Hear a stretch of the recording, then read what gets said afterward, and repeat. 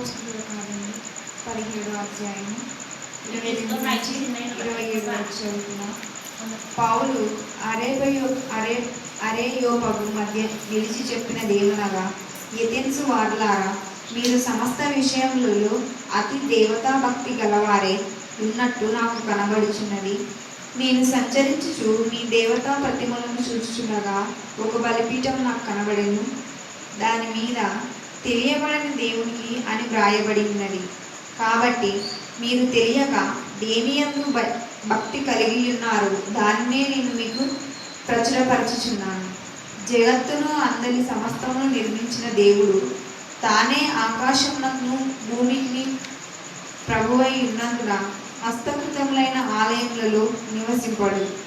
ఆయన అందరికీ జీవమును ఊపిరిని సమస్తమును దయచేయువాడు గనుక తనకు ఏదైనాను కొదువై ఉన్నట్టు మనుషుల చేతులతో సేవింపబడేవాడు కాడు. మరియు యావత్ భూమి మీద కాపురం ఉంటకు ఆయన యొక్క నుండి ప్రతి జాతి మనుషులను సృష్టించి వారు ఒకవేళ దేవుణ్ణి తడువులాడి కనుగొందురేమో అని తన్ను వెదుకు నిమిత్తము నిర్ణయ కాలమును వారి నివాస స్థలం యొక్క పొలిమేరలను ఏర్పరచును. ఆయన మనలో ఎవరికి దూరంగా ఉండువాడు కాదు. దేవుడి లేకుండా దీవించి ఆశీర్వదించాక ఆమేన్.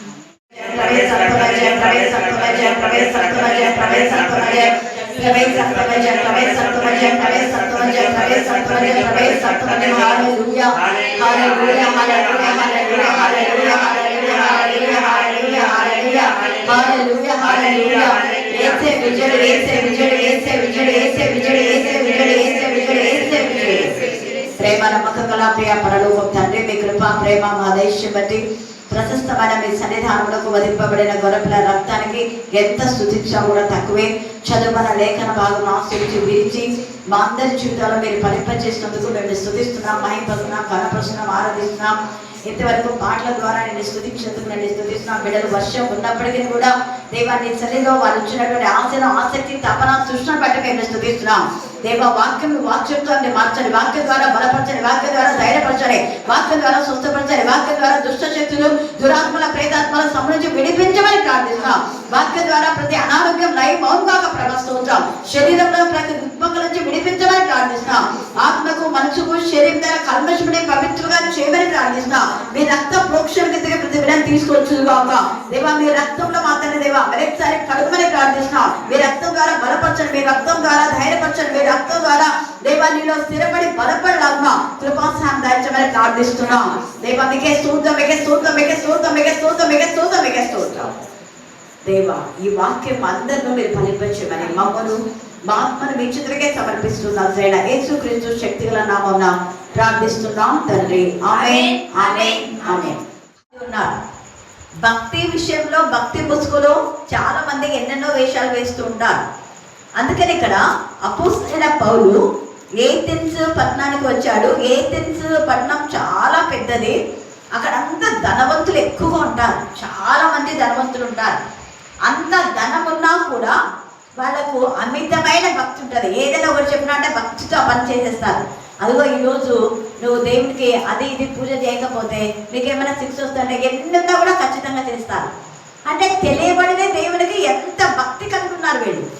తర్వాత ఎవరైనా ఏదైనా కొత్త విషయం చెప్తే వినాలన్నటువంటి ఆసక్తి. ఎన్ని పనులున్నా వీళ్ళు ధనవంతులు, వీళ్ళందరూ వ్యాపారస్తులు అయినా కూడా ఎవరైనా ఏదైనా కొత్త విషయం చెప్తారు అంటే దాన్ని తెలుసుకోవాలని ఆసక్తి కలిగి చాలా మంది మరి ఆ వాక్యం వినడానికి లేదా ఏదో కొత్త సంగతులు వినడానికి ఆసక్తి చూపించేవాళ్ళు. అది ఈ విషయము అపోస్తలుడైన పౌలుకు అర్థమైపోయింది. అందుకనే ఏథెన్స్ వాళ్ళారా, మీరు సమస్త విషయములలో ఎన్ని విషయాలంట మళ్ళీ చెప్పాలా మీరు సమస్త విషయములలో అతి దేవతా భక్తి కలవారై ఉన్నట్టు నాకు కనబడుచున్నది. ఈ ఏథెన్స్ యొక్క పెద్ద పట్టణం అదే. ఆ పట్టణంలో ఒక్క వీధిలో ఎన్నో దేవతలు ఉంటాయంట. ఎవరు ఇష్టం వచ్చినట్టుగా చెట్టుకు పూజ చేస్తుంటారు, రాయికి పూజ చేస్తుంటారు. ఎవరు ఇది ఏదో ఒక బొమ్మ తెచ్చి ఇది దేవుడు అంటే అది దానికి కొబ్బరికాయ ఉంటుంది, దానికి పూజ చేస్తుంది.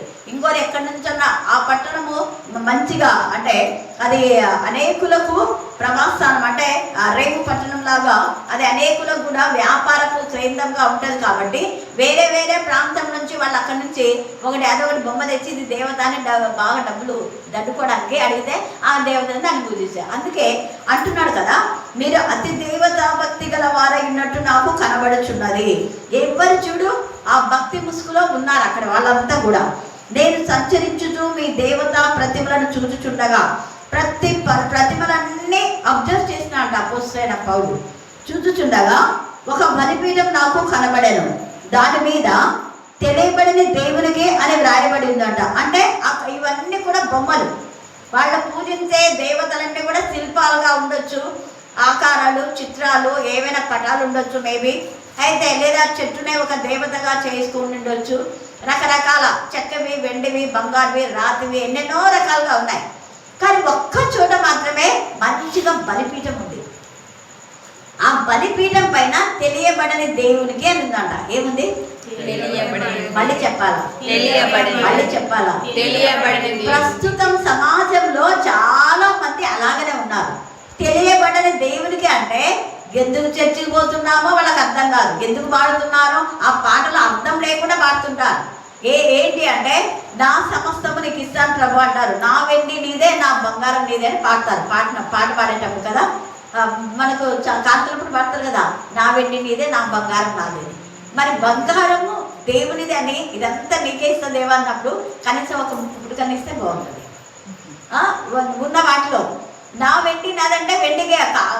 కొంతమంది ముఖ్యంగా వేరే ఊర్లకు నేను వెళ్ళినప్పుడు చూడలేదు, కానీ ఈ గూడులో చదువుకున్న వాళ్ళు, మోటు వాళ్ళు ఏమి తేడా లేకుండా, అన్నిలు హరిజనులు తేడా లేకుండా కడాలు పెట్టింటారు. మళ్ళీ దానికి ఒకటేమో 3 ఉంటాయి. నేను చూసి మీరు చదువుకున్నారు ఏమైనా ఉందా ఇట్లాంటి పెట్టుకున్నారు అని చాలామందిని అన్నాను. ఎందుకు ఇలాంటి పెట్టుకున్నారు? అదంతా తీసేసి ఒక చైన్ అన్న వేసుకోండి, అదేంటి కాళ్ళకంతా అసలు ఆ బరువు ఇట్లా మూస్తున్నారు మీరు, మురికిగా ఉంటుంది కదా అదంతా, అంత నల్లగా ఉండాలి. పైన ఒక కడ మళ్ళీ ఏదో ఇట్లా రౌండ్ షేపులు ఉంటుంది, పులపులగా మళ్ళీ పెద్ద గొలుసులు ఉంటాయి, అన్ని తగిలించుకుని ఉంటారు. మరి దాంట్లో కొంచెమన్నా దేవుడికి ఇస్తారా? ఇవ్వరు. కానీ పాడినేమో నా వెండి నీదే బ్రహ్మ, నా బంగారం నీదే. అర్థం లేకుండా పాడుతుంటారు. ఇంకా కొన్ని అర్థం లేకుండా వ్యర్థంగా పాడుతుంటారు. బంగారు ఊయలలో ఏసే బంగారు ఊయల్లో ఊగినాడా ఏమన్నా? కానీ పాట పాడతారు. బంగారు ఊయలలో ఊగిదేవా, ఆ ఏసైకు బంగారు ఊయల లేదు, ఏమి లేదు. అయితే నిజంగా మనం పాడే పాటలో అర్థం లేకుండా పాడడం కాదు. కానీ ఇక్కడ వీళ్ళు కూడా భక్తిలో ఉన్నారు, కానీ ఎందుకు పూజ చేస్తున్నారో, ఎందుకు భక్తి కలిగి ఉన్నారో, ఆ భక్తిలో ఎంత డబ్బు వాళ్ళు విక్రయం చేస్తున్నారో, ఎంత డబ్బు వేస్ట్ చేస్తున్నారో వాళ్ళకే అర్థం కావట్లేదు. మనల్ని కూడా అంతే, ఎందుకు భోజనాలు పెట్టిస్తారో, ఎందుకు పెడతారో వాళ్ళకే తెలియదు. వాళ్ళు పెడుతున్నారు కాబట్టి మేము పెడదాం. ఎందుకు డబ్బులు ఇస్తారో, వాళ్ళు ఇచ్చినారు 20,000 మనం ఇద్దాం. అవును కదా, అది ఇది దేవునిది, లేకపోతే దేవునికి నేను ఇవ్వాలి అన్న ఆలోచనతో ఇవ్వరు. వాడు 10,000 ఇస్తే మనం 15 ఇద్దాం. ఎందుకు ఆడ పేరు చెప్పాలి కదా, చర్చిలో పేరు చెప్పాలి. పేరు కోసమే, పేరు ప్రతిష్టల కోసమే చేసేవాళ్ళు. అది ఒక భక్తి. మూఢ భక్తి ఉంది, ఆచార భక్తి ఉంది, లేకపోతే పోటీతో చేసే భక్తి ఉంది. రకరకాలైన భక్తులు ఉన్నాయి. అన్నదానం ఒక భక్తి, గోదానం ఒక భక్తి, వస్త్రదానం ఒక భక్తి, ఇంకా రకరకాలైన భక్తులు ఉన్నాయి. తర్వాత మూఢ భక్తులు ఉన్నాయి. ఇవన్నీ కూడా మనం చూసుకుంటే ఆ భక్తులు ఏవి కూడా మన యొక్క జీవితానికి సేవ్ చేయలేవు, మన జీవితాన్ని కాపాడలేవు, మన జీవితాన్ని రక్షించలేవు, లేదా మన యొక్క జీవితాన్ని పరలోకానికి పోయేలా చేయవు. కానీ అవన్నీ కూడా నామక వాస్తవం చేసేవిగా ఉన్నాయి. ఇదంతా పౌలు వర్ణిస్తాడనమాట. మీరు ముఖ చేస్తున్నారే కానీ తెలియబడని దేవుని కన్నా మీరు ఆరాధిస్తున్నారు, కానీ ఆ తెలియబడని దేవుని గురించి మీకు చెప్పాలని నేను ఇష్టపడుతున్నాను అన్నాడు. హల్లెలూయా, హల్లెలూయా, హల్లెలూయా, హల్లెలూయా. ఈ రాత్రి కాల సమయంలో తెలియని వారికి మనం చెప్పేవారుగా ఉన్నామా? ఇక్కడ అపోస్తలుడైన పౌలు ఆ 16వ అధ్యాయమంతా ఆయనను భయంకరంగా కొట్టి, బాధ పెట్టి, చెరసాల్లో వేసి అంత కృంగిపోయిన పరిస్థితిలో అంతగా కొట్టినప్పుడు ఆ బాధ, ఆ గాయాలు దాదాపు 2-3 వారాల వరకు మారవు.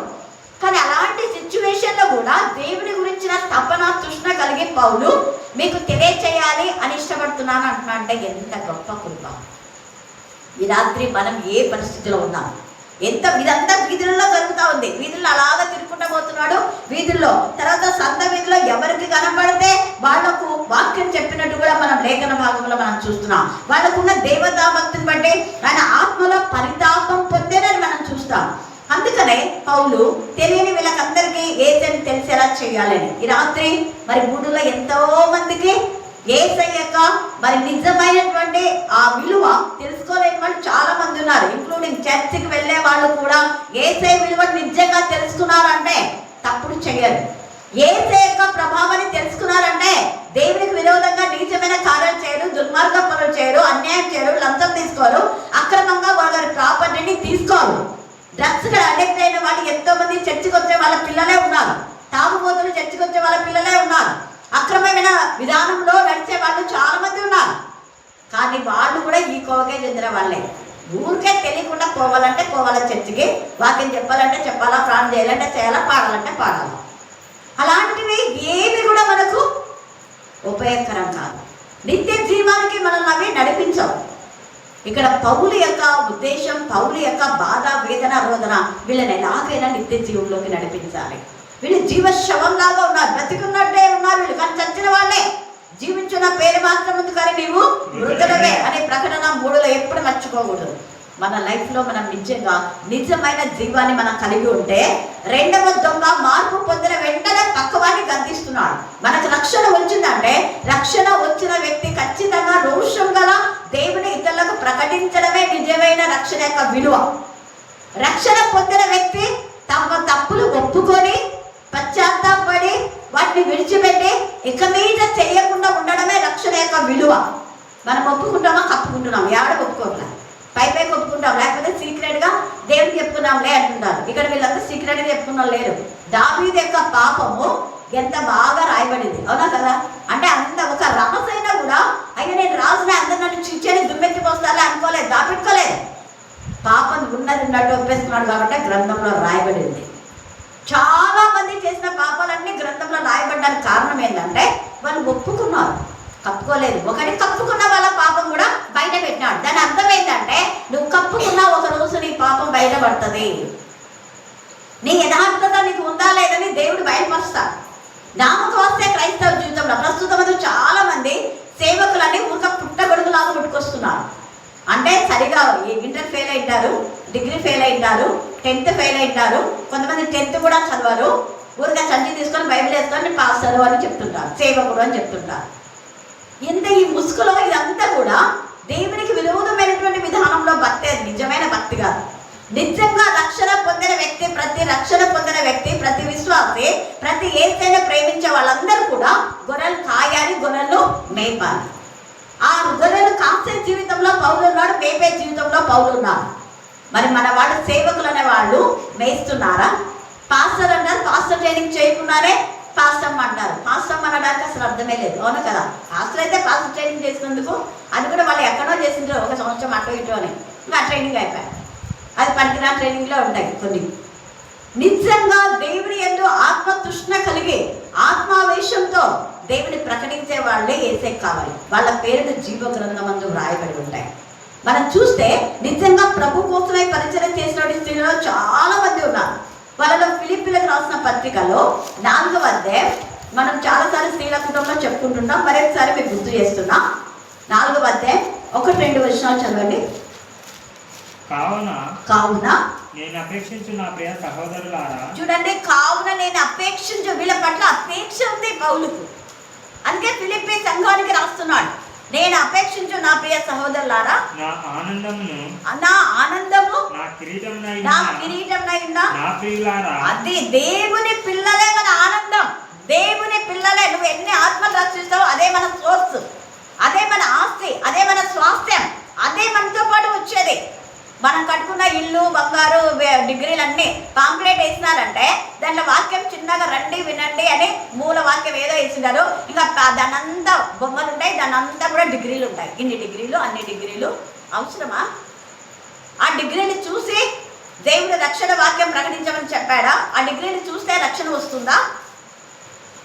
ఇక్కడ మన ఆయన పౌలు యొక్క పౌలు ఎంత విద్వాంసుడు, ఎన్ని విద్యలు నేర్చుకున్నాడు. కానీ నేను అవన్నీ విద్యల గురించి చెప్పట్లేదు. ఆయన ఏం చెప్తున్నాడు? మీరే నా ఆనందం అంటున్నాడు. నేను డిగ్రీ సంపాదించినా కాబట్టి నాకు ఆనందం అలా, లేకపోతే నాకు 2 లక్షలు వస్తాయి కాబట్టి ఆనందం అని చెప్పలేదు, లేదా పిల్లలు అవన్నీ సమస్తం ఉంది అని ఆనందం అని చెప్పట్లేదు. మీరే రక్షణ పొందిన వ్యక్తులే ఆనందం, వాళ్ళ కిరీటం అంట. ఎంత బాగా చెప్తున్నాడు. తర్వాత ఇట్లు ప్రభునందు స్థిరులై ఉండుడి. అట్లా ఏమని చెప్తున్నా అంటే ప్రభునందు స్థిరులై ఉండుడి అంటాడు. స్థిరమైన జీవితం లేదు. పండగ క్రైస్తవులు, వారం క్రైస్తవులు చర్చిలో ఏమైనా ఇస్తారు అంటే వస్తారు, చీరలు పంచుతారంటే, టీ షర్ట్స్ ఇస్తారంటే, లేకపోతే ఈరోజు డిన్నర్ ఉందంటే మొత్తం చర్చి పట్టారు బయట లోపల. అదే మామూలుగా క్రమంగా రోజు ఎంతమంది ఇస్తున్నారు అవి లెక్కలు వేసుకుంటాడు దేవుడు, చూస్తాడు టక్కెట్లో. రోజు వచ్చేవారే అనుదినము నా గడప ఎద్ద చేరి నా ద్వారబంధం చేరి నా ఉపదేశం వినేవారు రోజు వచ్చే మీరు ధన్యులు. ఒక్కరోజు కాదు, రోజు అనుదినము నా గడప ఎద్ద అన్నాడు యేసయ్య. అనుదినమైన వాక్యం ప్రకటించాడు. అనుదినము విరామం లేకుండా పౌలు కూడా ప్రకటిస్తున్నాడు. అందుకే స్థిరులై స్థిరులై అంటాడు. అస్థిరమైన జీవితం కాదు. ఏదో మనకు మరి చర్చిలో పనులు ఇచ్చినారు, పదవులు ఇచ్చినారని పదవుల కోసం మాత్రమే అవుతారు. పదవులు అయిపోయినాక పలుకోరు. పదవులకు ముందు వచ్చినారు చర్చికి, పదవులు ఉన్నప్పుడు వస్తారు, మళ్ళీ పదవుల తర్వాత కూడా కనపడుతున్నారా? పదవులు అయిపోయిన వాళ్ళు ఎవరో కొందరే, అది కూడా కొందరిలో 90%లో 10 మంది మాత్రమే ఉంటారు. మిగతాంతా ఆమెనంటప్పుడు వస్తుంటారు. వచ్చినా అంటే వచ్చినా, పోయినా అంటే పోయినా, అంతే. విన్నామంటే విన్నా, ఏ విన్న ప్రకారం నడిచినామంటే ఉండదు ఇక్కడ. అందుకే స్థిరులై. తర్వాత చూడమ్మా, ప్రభువునందు ఏక మనసు గలవారు. అది ప్రభువునందు ఏముండాలంటే ఏకాత్మ, ఏక మనసు, ఏకభావం ఉండాలి సంఘంలో. ఎక్కడుంది? లేదు. ఒక తలకాయకు ఒక్కొక్క ఆలోచన ఉంటుంది. ఒకడు అవునంటే ఇంకోటి కాదంటాడు, ఒకటి ఇది చేద్దామంటే ఇంకోటి వద్దని చెడగొట్టాడు ఉంటాడు. తా జెండ కొద్ది వలమల్లే తెచ్చన్నాడు. చెడ్డ ఆలోచన ఒకరికి వచ్చి ఉంటుంది, అందరిలో పురుగు చొచ్చుకుపోతుంది. అందుకని ఇక్కడ ప్రభువునందు ఏకాత్మ, ఏక మనసు, ఏకభావం కలవారై ఉంటేనే అది నిజమైన సంఘం, నిర్దోషమైన సంఘం, నిష్కలంకమైన సంఘం. అలాంటి సంఘాలే దేవుని సన్నిధికి ఎత్తబడే సంఘాలు. అంతేగాని కోట్లు పెట్టి లక్షలు పెట్టి కట్టే సంఘాలు కాదు. అది కాదు. మన ఆత్మలో మార్పు పొందిన నిజమైన భక్తి. అతి దేవతా భక్తి కాదు, లేకపోతే నామక వాస్తే భక్తి కాదు. తెలియకుండా ఏదేదో వాళ్ళ చేతులు ఎత్తారు కాబట్టి మనం ఎందుకు ఎత్తినావు చేతులు అంటే వాళ్ళు ఎత్తారు కదా, నేను వాళ్ళ ఎందుకు మోకాల మీద కూర్చున్నాడు, వాళ్ళ మోకాల మీద కూర్చోమంటే మేము కూర్చోమంటే కూర్చుంటాం, లేకపోతే కూర్చోవా మోకాల మీద? నీకుగా మోకాల మీద కూర్చొని ప్రాణం చేయాలన్న అది లేదా? దేవుడు చూస్తాడు. చదవా. యుండుడని యువోదియను సుంటకేను బతిమాలు వచ్చున్నాంట పౌలు. యువోదియా సుంటకే అనేవాళ్ళు అక్కజనులు కాదు. వాళ్ళు అదే ఫిలిప్పీ సంఘంలో ఉన్నటువంటి వాళ్ళు. ఆ సంఘం ఏర్పడిన తర్వాత వాళ్ళు రాను ఏమైపోయినారంటే వాళ్ళలో భేదాలు వచ్చేసినాయి. పౌలుకు బాధ అనిపించింది. సంఘాన్ని అంతగా ఏర్పాటు చేసి యువదియా సుంటకేను ఎందుకమ్మా మీరు ఇలాగా గొడవలు వస్తున్నాయి, ఎందుకు మీకు మిస్అండర్స్టాండింగ్స్ వస్తున్నాయి? ఒకరి మించి ఒకరు చేసుకుంటున్నారు అలా. అందుకనే పౌలు బాధ వచ్చి వాళ్ళతో మాట్లాడుతున్నారు. వాళ్ళు మంచి సహకారం చేసిన స్త్రీలే. చదవమ్మా. అవును, నిజమైన సహకారి ఆ స్త్రీలు క్లెమెంతుతోను. ఆ స్త్రీలు నిజమైన సహకార స్త్రీలు. వాళ్ళు యువోదియా సుంటకేను చాలా పరిచయం చేసిన స్త్రీలే. వాళ్ళు యువోదియా సుంటకేను క్లెమెంతుతో కలిసి పరిచయం చేస్తున్నారు పౌలు ఉన్నప్పుడు. నా ఇతర సహకారులతోను ఇంకా చాలా మంది నాకు సహాయం చేసిన వాళ్ళు ఉన్నారు. సువార్త పనిలో నాతో కూడా ప్రయాసపడిన వారు కనుక వారికి సహాయం చేయమని నిన్ను వేడుకొనుచున్నాను. ఆ సహకారుల పేర్లు ఎక్కడున్నాయంట? ఈ రోజు మనం నిజమైన భక్తి అంటే జీవ గ్రంథంలో మన పేర్లు ఉన్నాయా లేదని ఆత్మ పరిశీలన చేసుకోవాలి. అక్రమం చేసే వాళ్ళ ఇళ్లలో ఒక పుస్తకం బయట పెడతారు. జకర్యా 5 మీరు చదవండి. దొంగలు, అప్రమాణికులు, అబద్ధికులు పుస్తకం బయలు వెళ్ళి వాళ్ళ దూలాలంటే ఇంట్లో ఉన్నటువంటి సమాధానం లేకుండా చేస్తాయి. జకర్యా 5లో ఉంది ఆ మాట, మీరు తర్వాత చదువుకోండి. పైకి భక్తి కలిగి ఉంటే దేవునికి అన్నీ తెలుస్తాయి. ఇక్కడ పౌలు బాధ అదే. అందుకనే మన పేరును జీవ గ్రంథంలో వ్రాయబడాలని, మనం దేవునికి ఇష్టమైన పిల్లలుగా ఉండాలని, మనం నిత్య జీవంలో ప్రవేశించాలన్న తపనతో పౌలు వీళ్ళందరితో మాట్లాడుతున్నారు. మీకు తెలియకుండా మీరు చాలా భక్తి ఉంది, మీరు చాలా ఆసక్తి కలిగి ఉన్నారు, చాలా మేలు చేస్తున్నారు. వీళ్ళలాగానే యువదికాయ సుంటికాయని కూడా చాలా పరిచయం చేశారు, అన్నీ బాగున్నాయి. కానీ ఒకరికొకరు మాత్రం కలిసిన ఆత్మ లేదు, విభేదాలు ఉన్నాయి. బాధపడి చెప్తున్నాడు, వద్దు అలా ఉండొద్దండి మీరు అంటున్నాడు. స్థిరులై ఉండండి, ఏకాత్మ, ఏకమనసు, ఏకభావం ఉండండి అంటున్నారు. అలాగనే ఇక్కడ కూడా వీళ్ళకు తెలియక మీరు దేని యందు భక్తి కలిగి ఉన్నారో దాన్ని నేను చెప్పాలనుకుంటున్నాను. అది ఏంటి అంటే 24వ వచనంలో అంటున్నాడు చూడండి, జగత్తును అని వాళ్ళతో చెప్తున్నా. అంటే మీరు జగత్తులో ఉన్న వాటిని అన్ని పూజిస్తున్నారు. పుట్టను పూజిస్తున్నారు, కొండను పూజిస్తున్నారు, పర్వతాలు పూజిస్తున్నారు, రాతికి సున్నం వేసి బొట్లు పెడుతున్నారు. ఈ జగత్తును పుట్టించిన వాడు దేవుడు, ఆయనను మర్చిపోయినారు. కానీ జగత్తును సృష్టించిన సృష్టికర్తను మర్చి సృష్టాన్ని పూజిస్తున్నారు. ఏ చెట్టు బాగుంటే ఆ చెట్టును పూజిస్తున్నాడు. అందుకే జగత్తు అనే టాపిక్ను మెయిన్గా తీసుకొని వస్తున్నాడు. చూడండి ఎంత బాగా తెలివితో పౌలు వాళ్ళకి అర్థమయ్యే వాళ్ళ చెప్తున్నాడు. జగత్తును అందరి సమస్తమును నిర్మించిన దేవుడు తానే ఆకాశమునకును భూమికిని ప్రభువై ఉన్నందున హస్తకృత్యములైన ఆలయములలో నివసించడు. మీరంతా భక్తి భక్తి భక్తి అని భక్తి ముసులో ఉన్నారు. అంటే ఆలయానికి పోతే భక్తి వస్తుందా? రాదు. బతుకులు మార్చుకోకుండా ఆలయానికి పోతే వేస్ట్ అవి. అందుకే మనం దేవుని మందిరానికి వెళ్ళేటప్పుడు మన ప్రవర్తన ఏం చేయాలంట? జాగ్రత్తగా. అంటే దాని అర్థం సరి చేసుకొని వెళ్ళాలి, సరి చేసుకోకుండా కాదు. అపవిత్రుడు మందిరానికి వెళ్తే మందిరం అపవిత్రపరచబడుతుంది. దొంగలు మందిరానికి వెళ్తే దొంగల గుహగా మారుతారని యేసేనే చెప్పారు. దేవుని మందిరం దొంగల గుహగా ఎందుకు మారింది అంటే దొంగలు ప్రవేశించినందుకు. అందుకే యేసే అప్పుడు కొరడా తీసుకున్నాడు. ఇప్పుడు కొరడా తీసుకునే వాళ్ళు లేరు. దొంగలకు తోడై ఆ సంఘాలను పాడు చేసే వాళ్ళే ఎక్కువైపోయినారు. దొంగలను బయటికి తోలే వాళ్ళే లేరు.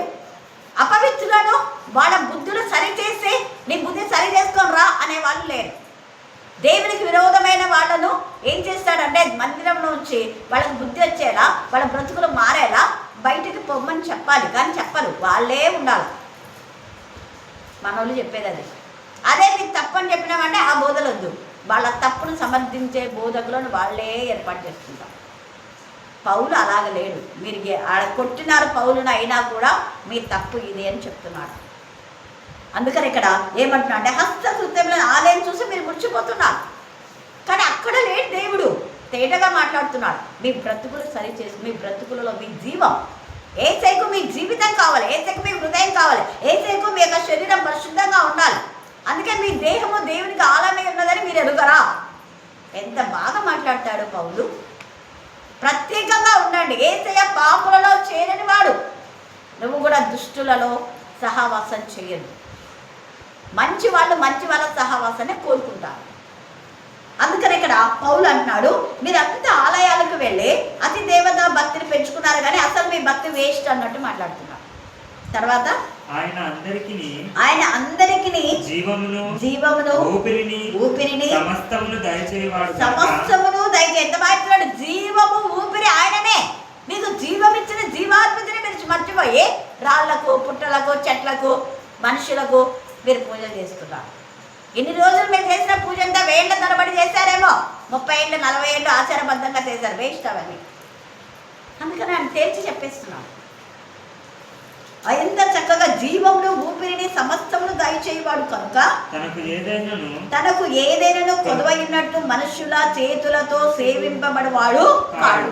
నాకు తక్కువైంది, నాకు ఇవ్వండి అన్నారు. మనకి ఇప్పుడు చూస్తుంటే కొన్ని సంవత్సరాలుగా టీవీలో ఒకటే ఏం చెప్తుంటారంటే, మేము చర్చి కడుతున్నాము, చర్చికి మీరు బ్రిక్స్ ఇస్తారా, చర్చికి మీరు ఐరన్ ఇస్తారా, చర్చికి మీరు ఇస్తే ఇస్తారా, మీరు సిమెంట్ ఇస్తారా, మీరు చర్చికి ఏం స్పాన్సర్ చేస్తారు, చెయ్యండి, మీ బ్రతుకులు బాగుంటాయి, చెయ్యండి, మీకు ఉద్యోగం వస్తుంది, మీరు చర్చికి కానుకలు ఇవ్వండి, మీ పిల్లలు ఉంటారు. ముందే వాక్యంలో లేదు.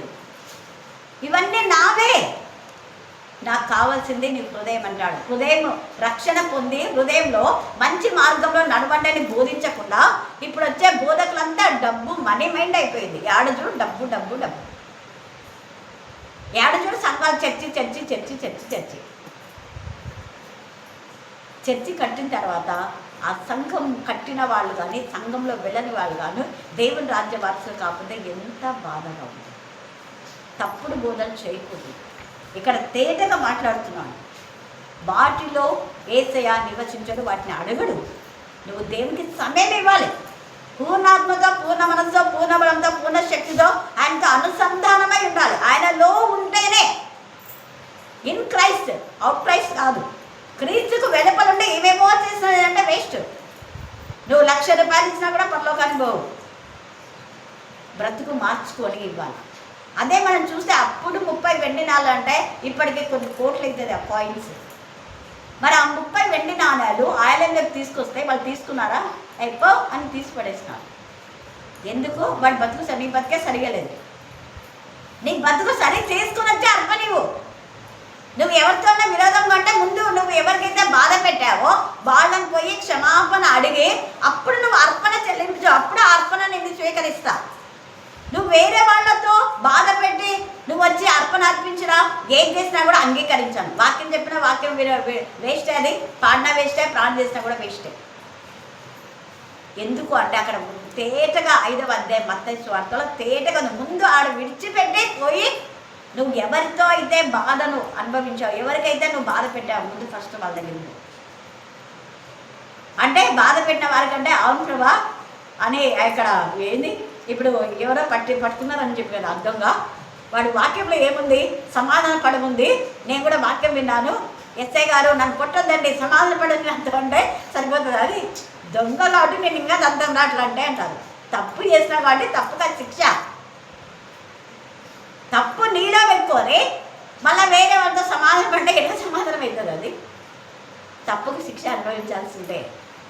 అట్లాంటి బోధలు కూడా మన వాళ్ళు చేస్తారు. వాక్యాన్ని తీసుకొని క్షమించమన్నాడు, క్షమించమన్నాడు, క్షమించమన్నాడు. ఎవరిని క్షమించమన్నాడు? తప్పు ఒప్పుకొని విడిచిపెట్టి ఇక మీద చేయని వాళ్ళను క్షమాపణ. అందుకే అది మరణకరము కాని పాపం.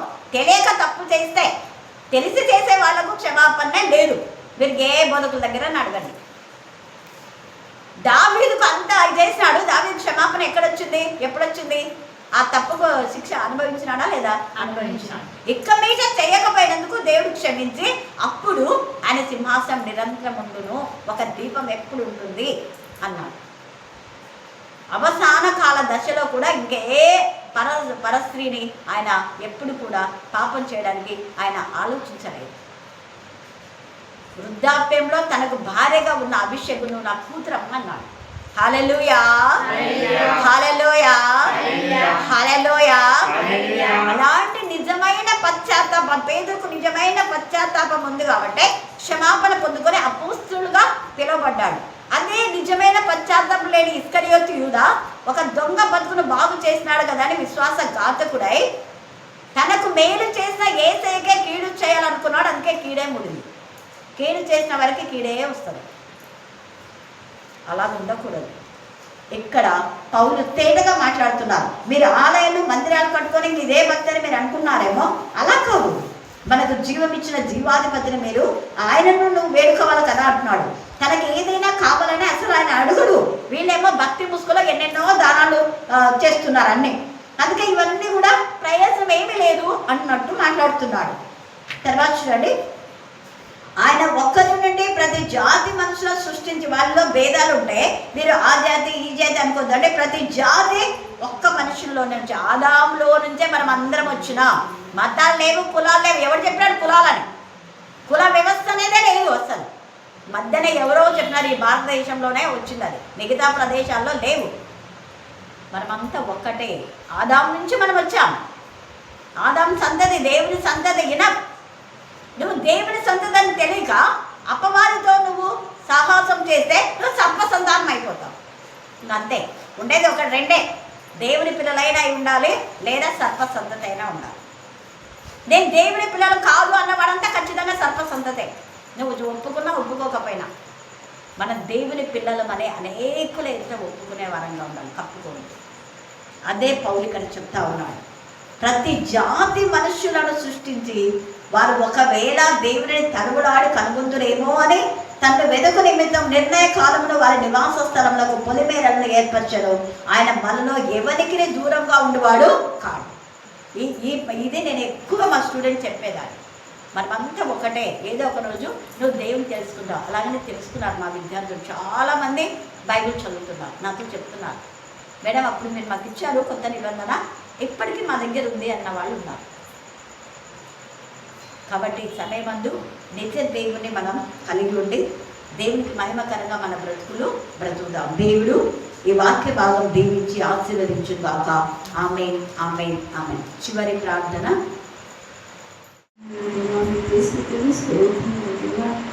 తండ్రి ఇంతవరకు చెప్పిన వాక్యాలైనా నిజం తండ్రి ఈ యొక్క ఆస్తం తండ్రి నీకే స్థుతులు స్తోత్రం. అపవాది క్రియలు అన్నిటికీ నాశనం చేసే దేవుడు తండ్రి నీకే స్థుతులు స్తోత్రం.